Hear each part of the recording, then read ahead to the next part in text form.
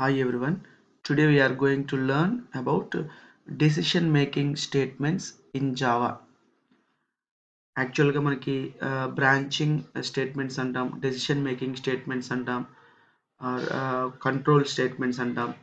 వీటన్నిటిని కూడా మనం జావాలో, పైథాన్లో అండ్ సిలో, C++లో, .NETలో ఈ ప్రోగ్రామింగ్ లాంగ్వేజెస్ అన్నిటిలో కూడా సేమ్ అనమాట. ఈ కంట్రోల్ స్టేట్మెంట్స్ అనేవి మారవు, సేమ్, బట్ సింటాక్సెస్ మాత్రమే మారుతుంది అనమాట. దాని ఫంక్షనాలిటీ అంతా మాత్రం ఈక్వల్.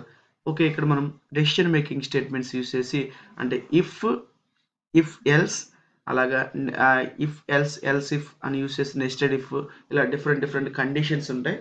అలాగ మనం ఒక చిన్న ప్రోగ్రామ్ రాసి దాన్ని చెక్ చేద్దాం. ఒక లాగిన్ పేజ్ లాగా, ఒక లాగిన్ డీటెయిల్స్ లాగా ఇచ్చి మనం ఆ డెసిషన్ మేకింగ్ స్టేట్మెంట్స్ దాంట్లో యూస్ చేద్దాం.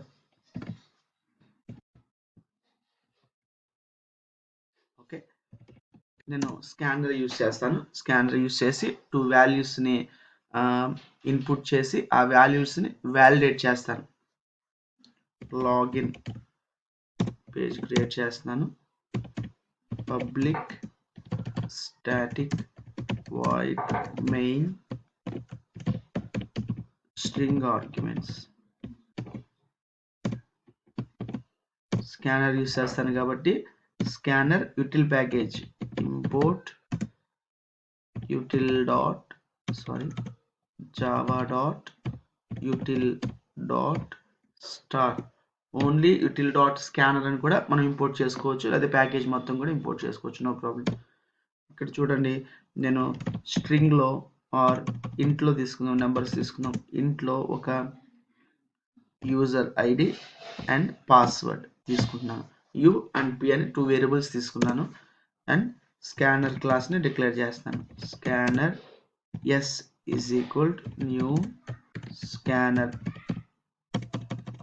ఆబ్జెక్ట్ వచ్చేసి ఎస్ అనమాట, స్కానర్ క్లాస్ని యూస్ చేసుకోవడానికి. System.in. ఈ స్కానర్ ఏంటో తెలియకపోతే కనుక నా ప్రీవియస్ వీడియోలో వీటి గురించి మనం డిస్కస్ చేసుకున్నాం, అవి మీరు చూడొచ్చు. Scanner S, new scanner. Okay, ఇప్పుడు మనం క్లాస్ని కూడా డిక్లేర్ చేసాం. వాల్యూస్ని రీడ్ చేసుకుందాం. దానికంటే ముందుగా మనం ఒక అవుట్పుట్ స్టేట్మెంట్ రాసుకుందాం. System.out.print enter username or user ID అంటే యూజర్ ఐడిని ఎంటర్ చేయమని చెప్దాం.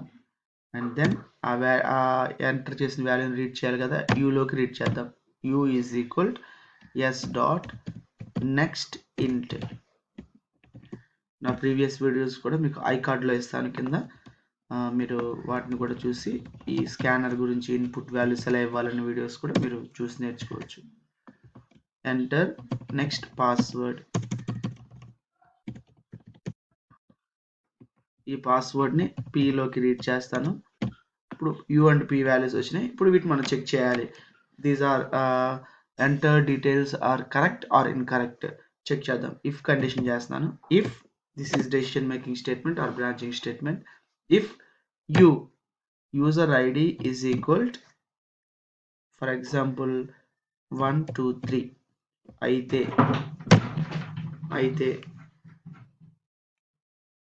ఓకే, అయితే ఒక అవుట్పుట్ స్టేట్మెంట్ ప్రింట్ చేస్తాను.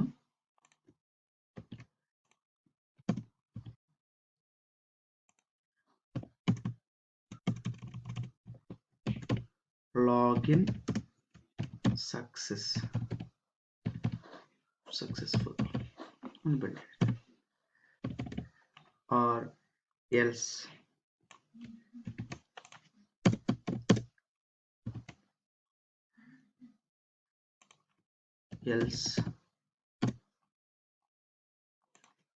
invalid details and invalid details. else ని క్లోజ్ చేస్తున్నాను అండ్ మెథడ్ని క్లోజ్ చేశాను, క్లాస్ని క్లోజ్ చేశాను. చూడండి, జస్ట్ నేను ఒక 2 వాల్యూస్ని రీడ్ చేసుకున్నాను. యూ అండ్ పి అంటే యూజర్ అండ్ పాస్వర్డ్ అని చెప్పేసి ఎంటర్ చేసుకున్నాను. వాటిని యూజర్ ఐడిని క్యాలిక్యులేట్ చేస్తున్నాను. 1 2 3 అయితే కనుక login successful. Only user ID మాత్రమే వ్యాలిడేట్ చేశాను. ఎల్స్ లేకపోతే ఇన్వాలిడ్ డీటెయిల్స్ అని మెసేజ్ ప్రింట్ అవ్వాలి. దీన్ని సేవ్ చేస్తున్నాను. Login dot Java command prompt open చేసి cd space Java and Java C space login dot Java. చూడండి సక్సెస్ఫుల్గా కంపైల్ అయింది. Java space login, enter user ID 456 అని ఎంటర్ చేశాను. పాస్వర్డ్ 123 అని ఎంటర్ చేశాను. ఇన్వాలిడ్ డీటెయిల్స్ మళ్ళీ కంపైల్ చేస్తున్నాను, మళ్ళీ ఎగ్జిక్యూట్ చేస్తున్నాను, కంపైల్ చేయట్లేదు. 123 పాస్వర్డ్ 45 జస్ట్ లాగిన్ సక్సెస్ఫుల్. అంటే నేను ఇక్కడ 123 అయితే అని చెప్పాను. మీకు పాస్వర్డ్ కూడా చెక్ చేయాలనుకోండి, లాజికల్ ఎండ్ ఉంది కదా ఆపరేటర్స్లో, and p is equal to 123 same ఇస్తున్నాను. కాబట్టి మనం డిఫరెంట్ 456 ఇద్దాం. 456 యూజర్ నేమ్ వచ్చేసి యూజర్ ఐడి 123, పాస్వర్డ్ 456 వస్తే లాగిన్ సక్సెస్ఫుల్ అని వస్తుంది. మళ్ళీ కంపైల్ చేయాలి. ప్రోగ్రామ్ ఎడిట్ చేసినప్పుడల్లా మీరు కంపైల్ చేయాలి. ఎడిట్ చేయకపోతే కనుక జస్ట్ ఎగ్జిక్యూషన్ చేస్తే సరిపోతుంది. యూజర్ ఐడి 123 ఇచ్చాను, 12 ఇచ్చాను, పాస్వర్డ్ 45 ఇచ్చాను. ఇన్వాలిడ్ డీటెయిల్స్ యూజర్ ఐడి 123 ఇచ్చాను, పాస్వర్డ్ 456 ఇచ్చాను.